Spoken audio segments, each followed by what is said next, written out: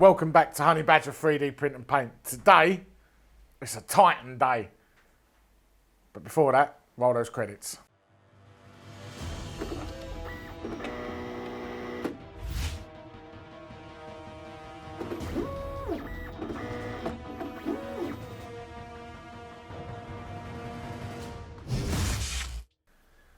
Right, welcome back. Now, today, it's a Warlord Titan day. So, you may remember from a previous video, James printed this Warlord Titan. Did it all on FDM about 4 years ago. So, we thought it was probably about time we updated it and do one all in resin. Enter this one. So, this was all printed on the Phrozen Mega 8K. Took probably the best part of 3 weeks to print. It took almost that long to paint. Right, before we go any further, let's cut to some close-ups.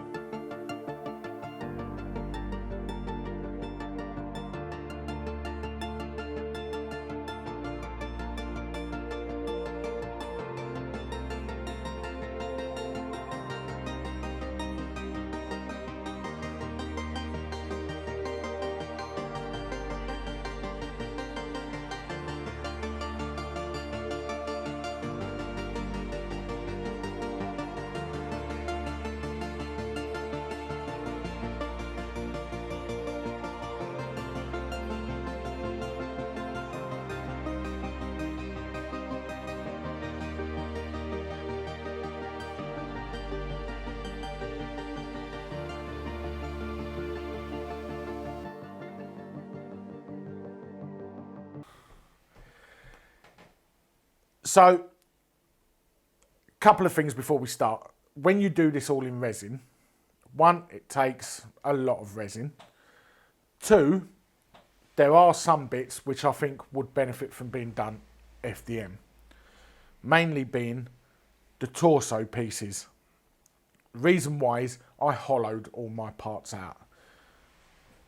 Because otherwise it would have been a just outrageous amount of resin. But when you put this together, you've got the 2 shoulder pieces that mount either side of the torso. Now, when you hollow out the torso, that means the walls of that torso pieces are only like 1.8mm thick. When I was building this, I glued the first shoulder in, and I mounted the gun and the arm and everything to it. It was fine for a few hours. I then went to bed. When I came up in the morning, it had broke out and fallen off. What had broke out was the torso piece. Because there was so much weight hanging off that sort of thin wall, it had snapped the wall out, basically. So what I did is I drilled through the 2 shoulder parts, ran a threaded rod through there, and then washer and nuts on each side, so it basically clamped the shoulders into place. They couldn't move, they couldn't come out. That served perfectly. Sorted the problem out. Guns and arms hanging on there, no problem. Now these files are from a guy named Stroganoff. They have popped up every now and again for free on Cults or Thingiverse, places like that. They're up there for a very short amount of time. Games Workshop, get the files removed. Now, because they were free, we have got the files, obviously. So if you would like these files, if you drop us an email, our email will be along the bottom, we will send you a link where you can download these for free. And you can print out your own Titan or Titans. Go mad, have an whole army of Titans.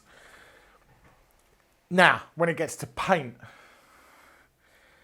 this was a long time to paint. And I dread to think how many hours it was. I think the first week I spent 25 hours painting, and I was only doing some of the armour panels, and I never even got all of them done. So it was long. You'll see that some of these panels have got marble effect on them. It's actually a hell of a lot easier to do than I thought it was going to be. What you actually need to do is just get some like disinfectant wipes, dry them out, stretch them out, and you basically airbrush through them with different colours. Shortly after this video is released, we're gonna release a tutorial on how that's done. It's really straightforward and simple. If you've got an airbrush, you can do this. It's not hard. It's probably 5 minutes work, but there is a fair amount of drying time in between each coat. But if you're doing a lot of panels like this, it means you can basically do them all in one go, because by the time you get to the end panel, the first ones are dry, so on, so on. You can get it done pretty quick. I went through a serious amount of paint doing this. So this is all painted with Green Stuff World paints in its entirety. I used a Green Stuff World gold set, lots of gold. I used a Green Stuff World green set, lots of green. There was also, I used the silver set. I think there was metallic colour set used, the black and white set. There was a lot of sets open on my desk, and there was a hell of a lot of paints everywhere while I was doing this, and it lasted for ages. Once this was finished, the cleanup was ridiculous. But I do like the finished result. It's clean. I have no idea if this fits into a specific army, because as you know, we know nothing about Warhammer or anything about Warhammer, really, which makes it weird why we've printed 2 Titans. But these are going to go to a loving home where they're going to be used for gaming. So this one's sat on a shelf for a few years now doing nothing. So we thought, why not give them to someone we know who, you know, plays Warhammer, and they will be used. Apparently one of them matches one of his armies. I don't know, maybe this one, I think. I don't know. And as I say, I don't know what army, if any, this one fits into with this colour scheme. If you know, put it in the comments.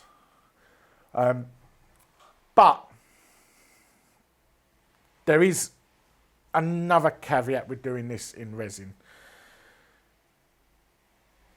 I don't feel like the actual skeleton is as strong in resin as it is in FDM. Now, these were both glued with the same glue. I just feel like the FDM one is stronger, and if you really want to do, you could use some of the FDM glues that we've used on here before. It would make it stronger, because we use Mitre Bond glue in activator, and that can go brittle over time. And these do have a lot of weight standing on basically 2 pivot points. So I just feel like if I was to do this again, I would do the main skeleton in FDM. Feel like it would be stronger. Everything would hold stronger onto the FDM because it's got you can do a higher infill, and I just feel like if I was to do it again, all the armour panels and the guns I would do in resin, but the actual skeleton, I would do that in FDM if I was to do this again. So, with that being said, these two, shortly, going on to a new home.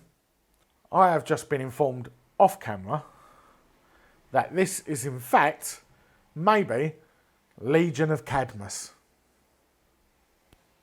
I don't know. If you know, and that is true, or right, let us know in the comments.